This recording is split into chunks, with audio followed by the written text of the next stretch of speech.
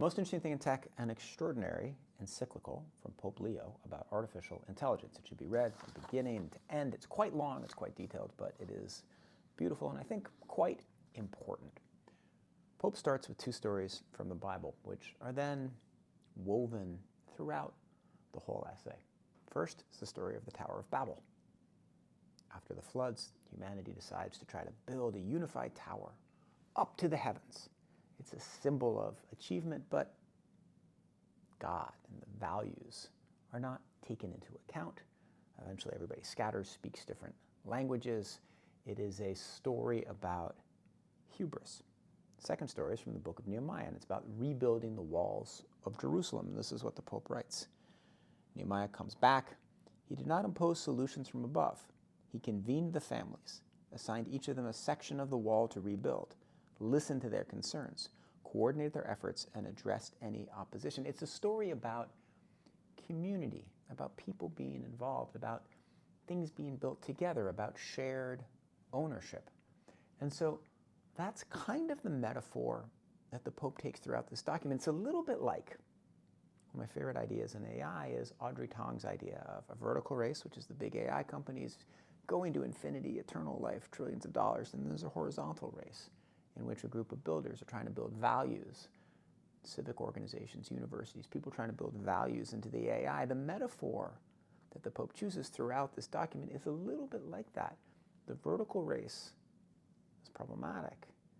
It could disrespect the most important human values. It could lead us down a very unhappy road, much like the Tower of Babel.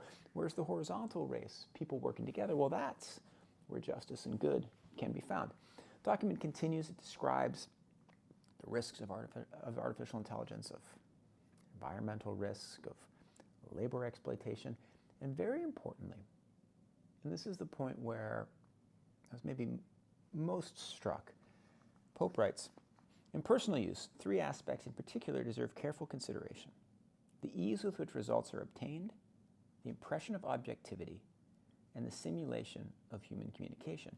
What he's saying here is, very importantly, as we start to talk to AI, because of the ease with which we communicate, because of the way it was built to be as much like a human as possible, we may lose the ability or stop wanting even to communicate with each other. And there is something profoundly human. Artificial intelligence is amazing, and the Pope, to his credit, does talk about how wonderful it is and the good that it can do and the powers of it.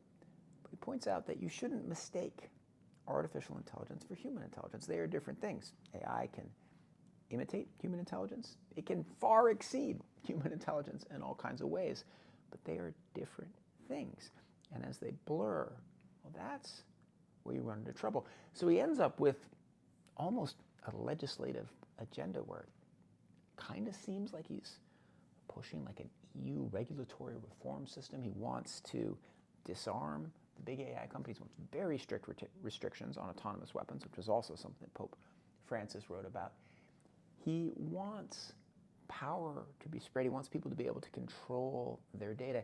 He doesn't like at all the ideas of big companies just getting all the power in the world. And he points out importantly that the big companies currently, certainly soon will, have far more power than the most powerful governments. So it will be hard for governments to regulate them. And so the job of regulation comes from governments, yes, but also users and also employees and everybody who works with these systems. By the end of the book, by the end of the encyclical, I guess, not the book, it's quite a long document, he goes back to the story of Nehemiah. So this is a wonderful passage that I underlined at the end, paragraph 241. As we look to the future, I would like to recall the image of Nehemiah, who we chose as our companion and guide at the outset. Nehemiah heard the cry of a devastated city, brought that pain to prayer, discerned before God, asked for help, received permission to return, organized the work, confronted internal and external resistance, and rebuilt the walls of Jerusalem with the assistance of the people, brick by brick. In this era of digital transformation, I see him in a striking parable of our own vocation, which is not to be passive spectators of social and cultural fractures, not mere commentators on what is crumbling, but men and women prepared to enter the construction sites of history, research laboratories, technology companies, schools, the media, institutions, and local communities in order to rebuild what has collapsed and protect what is threatened. Like Nehemiah, we too are called to unite listening and courage, prayer and responsibility, so that even when a technocratic mentality or partisan interests seem to prevail, the human city may become a more fitting place to live. It's a remarkable document and one that should absolutely be read. It's the most interesting thing in tech. See you tomorrow.